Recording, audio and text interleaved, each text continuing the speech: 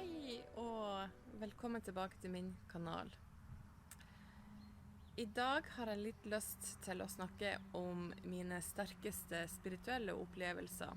Og de er litt sånn spesielle, for dette hendte når jeg var barn. De sitter veldig, veldig dypt inni meg, de her to hendelsene som jeg kommer til å fortelle om. Den første hendelsen var vel kanskje den første opplevelsen jeg hadde med noe som var utenom det vanlige. Der var jeg sammen med min søster. Jeg kommer ifra en veldig liten plass i Nord-Norge utenfor Harstad, en plass som heter Boltås. Og der er det jo veldig stille og rolig, det er liksom ikke noe som er uvanlig der. Hun skulle gå da opp til våre besteforeldre en kveld. Det var i hvert fall veldig mørkt ute, jeg vet ikke hva klokka var da. Og hvor gammel jeg kunne vært da, kanskje 8, kanskje mindre. Cirka 200-300 meter før vi var hos dem da, så skjer det noe, og det er at det ble helt lyst. Det ble dag. Og den følelsen, jeg får veldig hjertebank når jeg snakker om det, for den følelsen der var helt enorm. Og den forsvant ikke sånn like fort som den kom. Den ble værende. Den tilstanden der ble værende der. Jeg kunne se alt som det var en lys dag. Det som skjer når jeg skjønner at dette ikke forsvinner, så opplever jeg jo at søsteren min ser det samme. Hun opplever det samme, der vi blir veldig, veldig redd begge to. At vi da skyver hverandre til sides fordi vi skal inn i trygghet igjen. I det, når vi kommer inn der, så snakker vi ikke om det. Vi sier ingenting om det. Vi ser ikke på hverandre for å liksom, hva var det der? Vi later som ingenting. Og det er også litt rart. Hvorfor forsvant det? Altså, det er jo noe som man skulle bare, dette opplevde vi, men vi snakket ingenting om det. Vi snakket ingenting om det her til hverandre heller. Men så gikk årene. Det gikk veldig, veldig, veldig mange år. Så sier jeg til søsteren min, husker du den gangen det skjedde? Så snur hun til meg, så sier hun det, hæ? Hva snakker du om? Nei, det kan hun ikke huske. Og da ble jeg litt sånn, what? Hvordan er det mulig at hun ikke så det her? Hvordan er det mulig at ikke hun har kjent det på kroppen? At altså, vi begge to reagerte, vi begge to ble sykt redde. Og dette har ikke skjedd for henne. Det er ganske sykt. Så det som jeg tenker da, ok, så skyver det litt unna, for jeg tenker kanskje det er jeg som bare tuller, eller. Og årene gikk. Og så sier jeg til henne da bodde vi i Risør begge to, så sier jeg til henne, Hanne, husker du den gangen der? For da tenkte jeg at kanskje det hadde skjedd noen ting, så jeg sa bare til henne, kan du huske den gangen der når alt ble lys og dag, og så snur hun seg, så sier hun på meg, ja, selvfølgelig gjør jeg det. Og det er bare sånn, what? Hva skjedde der? Og det er nok den største og sterkeste opplevelsen jeg har hatt spirituelt, med en sånn egen opplevelse av det, uten at noe har vært der for å fikse på det, eller. Og den andre gangen, det var også når jeg var barn. Da var jeg sammen med søsteren min, og jeg var sammen med ei som var veldig ofte, og de hadde sånn sommerhus der hvor vi bor. Og hun heter jo da altså Elisabeth. Og vi hadde en sånn greie med at vi laget oss en sånn favorittre. Så det var liksom vårt tre det da. Så vi for at vi skulle liksom huske igjen det her treet, og for at vi skulle dra tilbake til det her treet, så laget vi et sånt, eller vi fant et sånt oransje bånd på det, og festet det på treet, at dette var vårt tre.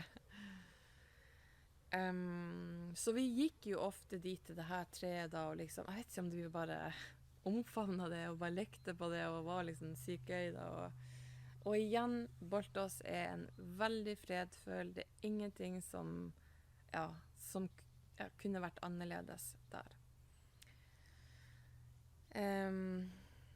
Mens vi var på det her treet da, så ser vi jo da plutselig en mann som kommer ut av skogen da. Og jeg kjenner at jeg reagerer veldig fort, fordi at jeg ser at dette ikke en vanlig mann. Dette en indianer. Ja, jeg tenker også det samme, liksom, indianer sent på 80-tallet. Der reagerer vi alle sammen. At for han mannen, han står liksom kanskje 10 meter foran oss. Og han ser opp til oss, han stopper opp og ser på oss med det her indianerantrekket på seg.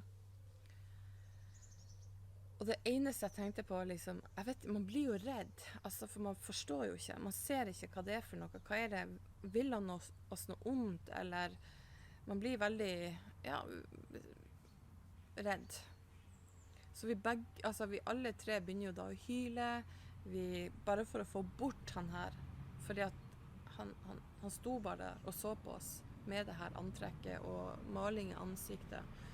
Så det som jeg ser da, eller vi ser da, jo det at han går liksom på skrå forbi oss da, mens vi sto der og hylte, og så forsvant han jo inn i skogen. Så vi tenkte, ok, dette må jo være bestefaren, eller, altså vi prøvde hele tiden å finne en forklaring på hvem dette var, ikke sant, at det var noen som tullet med oss, så vi løper jo da tilbake til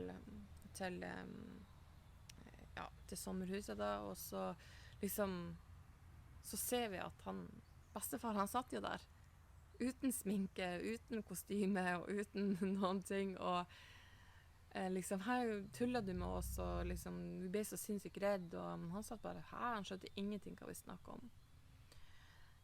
Og siden da har vi jo ikke hverken sett eller hørt eller noen ting om den her skikkelsen eller mann som vi tre så. Vi var 3 stykker heldigvis, det var ikke bare sånn. Og det er veldig, veldig merkelig. Jeg tenker også at indianere tror jeg heller ikke har levd i Boltåsen for veldig mange år siden.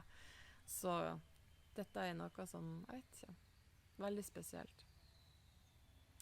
Jeg har mange sånne her ting bak meg på erfaringer.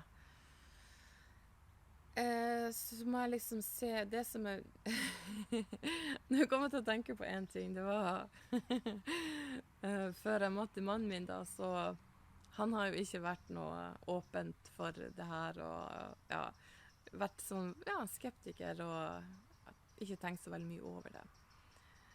Men det var litt vittig når han for noen uker siden og sånn, så ble det liksom snakk om, hvordan opplever du det her med å liksom være med Elisabeth? Har du opplevd noe, ikke sant? Så han hadde aldri opplevd så mye rart som hadde skjedd i livet hans etter at vi traff hverandre da. Så han har jo da fått kjenne litt på det som skjer rundt og skjer i våre energier, som er helt nytt for han da. Ikke nå lenger da, men den gangen. Så det er veldig spennende, veldig, veldig spennende å oppleve de her tingene som egentlig er veldig normalt for meg. Så nå måtte jeg liksom lete etter, for det skjer jo. Jeg vet jo ikke om noe annet, liksom. Så det er en sånn stor del i livet mitt. Det er akkurat som at ting kan bli en selvfølge for meg, fordi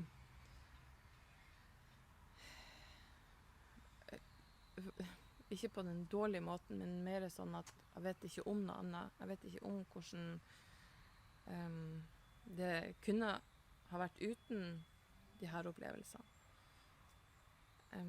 Så man blir veldig ydmyk, man blir veldig forsiktig og veldig sånn.